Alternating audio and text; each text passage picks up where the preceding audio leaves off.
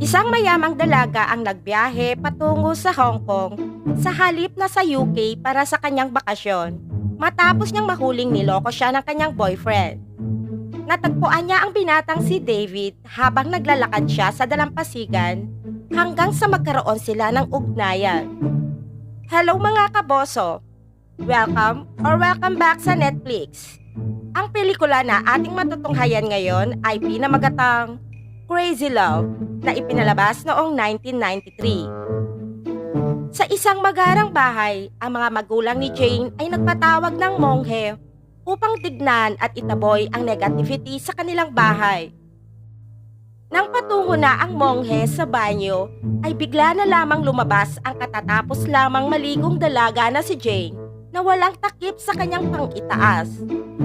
Lumuwa ang mata ng monghe nang dahil sa wakas ay nakakita siya ng dalawang dede sa kanyang harapan. Si Jane ay nakabihis na at paalis patungong London upang magbakasyon kasama ang kanyang best friend at namaalam na sa kanyang mga magulang. Nakarating si Jane sa airport. Ang kanyang best friend na si Amy ay malungkot dahil ang boyfriend nito ay hindi makakasama sa kanila sa London.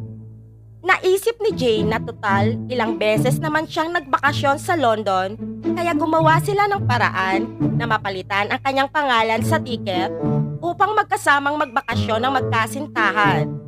Pagkatapos ay nang paalis na si Jane sa airport ay nakita niya ang mag-asawa kung saan inihahatid ng mister ang kanyang misis. Nang makapasok na ang babae sa airport, nakita naman ng lalaki si Jane at inalok na ihahatid na ito. Sa umpisa ay tumanggi si Jane, ngunit nang makita niya ang asawa ng lalaki ay bigla siyang sumakay sa sasakyan nito. Inaya siya ni Guy na sumama sa kanyang bahay at nang dadalhan na siya ni Guy ng tang orange juice ay napamulagat ito dahil wala na namang suot na pang-itaas si Jane. Baliwala lamang kay Jane nang humingi ng pahintulot si Guy na hawakan ng kanyang dede. Ngunit nang hinahawakan na ng manyakol ang kanyang dibdib, ay ipinaalam ni Jane na babalik ang asawa nito dahil nakita siya nitong sumakay sa kanyang sasakyan. Nagmadaling pinapasok ni Guy si Jane sa kanyang bahay at ilang saglit lamang ay dumating ang misis nito. Nagdahilan si Guy sa asawa na inakala lamang ni Jane na taxi ang kanyang sinasakyan at inihatid niya lamang ito malapit sa sakayan ng bus. Ngunit ilang minuto lamang, biglang lumabas si Jane sa kanyang lungga, nakita ang puwet ng bata sa kanyang harapan at namaalam na sa mag-asawa. Sobra namang nagalit ang misis ng lalaki at hinabol siya nito. Pagkatapos nun ay nagtungo si Jane sa bahay ng kanyang boyfriend na si John. Ngunit nang makarating na siya sa silid nito, ay may nakita siyang isang kamison ng babae. Nagmadaling binuksan ni Jane ang aparador.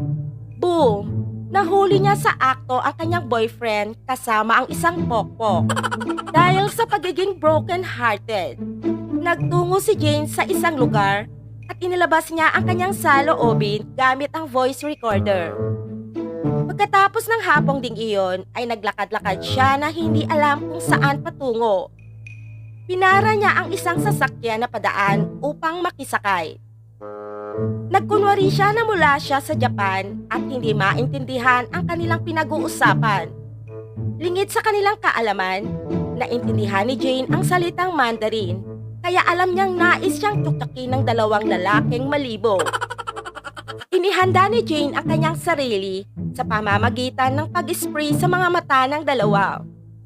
Nagawa niyang malabanan ng mga ito at itinangay na din ang kanilang sinasakyan at nagpatuloy siyang maglakbay hanggang sa ihimpil niya ang sasakyan sa isang police station. Nagtungo si Jane sa isang hotel at nang makarating doon, habang pinapakinggan ang kanyang inirecord, nakarinig siya ng malalakas na ungol sa kabilang silid na kasalukuyang nagtatalpakan. Lumipat siya sa veranda ng silid na iyon at pinapanood niya ang magandang tanawin habang siya ay kumakain. Nang matapos na ang sabungan, napansin ni Susan at Juan na binabosohan sila ni Jane. Ngunit imbes na magalit ay nakipagkaibigan pa sila sa pasaway na dalaga. Isang araw, habang naglalakad siya sa beach, nakilala niya ang isang manunulat na si David. Isinaad ng binata na nais niyang sumulat ng nobela, kaya siya nagtungo doon upang maghanap ng inspirasyon. Nagtsikahan saglit ang dalawa, at nang magpapaalam na si David ay pinigilan niya ito at sinabihang isama siya sa kanyang apartment upang mahanapan niya ito ng inspirasyon. Nang makarating na sila doon, ay nagmadali silang maghapunan at pagkatapos ay naglaro sila ng truth or dare. Naunang nagtanong si David sa dalaga kung kailan ito unang nadonselya at sinagot naman ni Jane ito noong siya ay 16 na taong gulang pa lamang. Sa sumunod ay si Jane naman ang nagtanong sa binata kung gusto ba nito na dinidilaan ang kanyang tarugo. At sumagot ito na gustong-gusto niya. Pagkatapos nun ay hinamon siya ni David na ipakita kung papaano siya dumila gamit ang bote.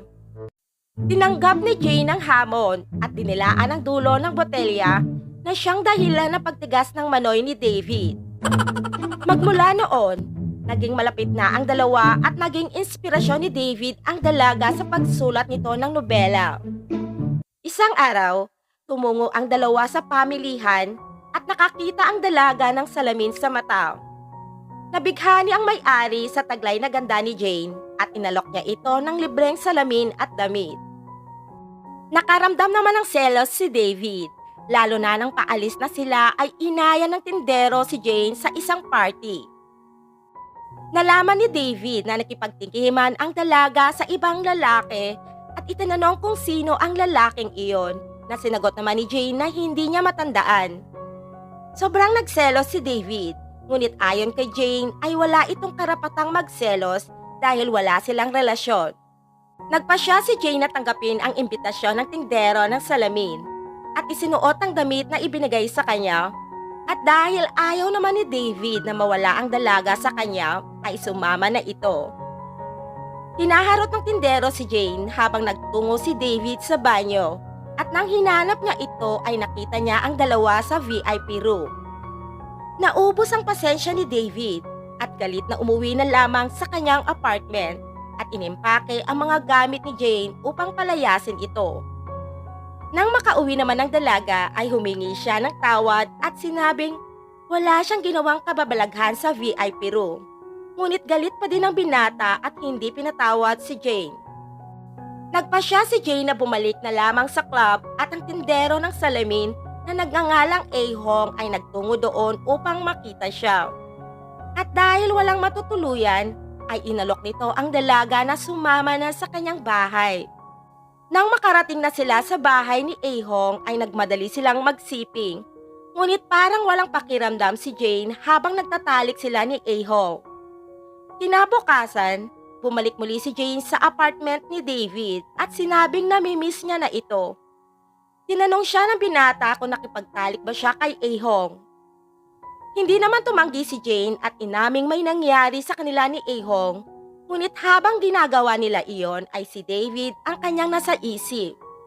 Nang malaman iyon ng binata ay mas lalong nagalit ito at pinagsabihan ng masama si Jane. Nasaktan ng dalaga dahil nasabihan siyang mababang uri ng babae, kaya umalis na lamang siya kahit napamahalan sa kanya ang binata. Pagkatapos ay nagtungo si Jane sa isang 5-star hotel, ngunit nag-aalangan ng hotel clerk sa kanya at sinabing wala nang bakanteng silid. Si Jane ay anak ng isang sultan, kaya inilabas niya ang kanyang pera at nais niyang kumuha ng pinakamahal na silid. Agad nagbago ng pakikitungo ang clerk at nagkunwaring mabait sa kanya. Kinabukasan, habang nasa restaurant ng hotel si Jane, napansin niya ang isang babaeng may edad na nagpapapansin sa isang lalaki sa kanyang harapan, ngunit hindi ito pinapansin. Umupo si Jane sa tabi ng lalaki at inakit niya ito patungo sa kanyang silid. Habang patungo doon, nagmadaling humingi ng tulong si Jane sa isang lalaking kanilang nadaanan at nagkunwaring nais siyang halayin ng lalaki. Nauwi ang dalawa sa pag-aaway. Pagkatapos ay bumaba si Jane sa hotel at tumungo sa may edad na babae na nasa restaurant at ibinigay ang susi ng silid ng lalaki kanina at sinabing Hinihintay siya ng lalaking pinapakyutan niya kanina. Nang pauwi na si Jane sa kanilang bahay, ay nakita nito si Kwan at nabalitaang naghiwalay na sila ni Susan dahil nagtaksil ito. Ayon kay Kwan ay sinayang lamang siya ni Susan at pinaalalahanan si Jane na huwag sayangin ang taong nagmamahal sa kanya. Nang marinig ito, nagpasya si Jane na ipaglaban ang pagmamahal niya kay David.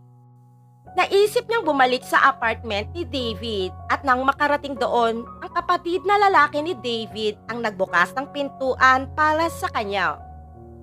Tinungo niya ang silid ni David at nahuli niya itong nakikipagtalik sa iba. Nakita din niya ang sketch ng kanyang mukha sa silid ng binata. Gumaan ang loob ni Jane at inabangan na lamang si David sa labas. Ayon sa kapatid ni David, ilang araw siyang pinaghahanap ng binata, kaya naghanap siya ng serbisyo ng mga pokpok upang mapasaya ang kanyang kapatid. Sa huli, matapos makipagpukpukan ni David sa isang pokpok, ay nagkaharap na sila ni David at nagkapatawaran at nagdesisyon ng dalawa na magsama na ng tuluyan. Marami pong salamat sa panonood mga kaboso. Huwag po nating kakalimutang mag-subscribe sa aking channel, pa-like, comment, and share na din.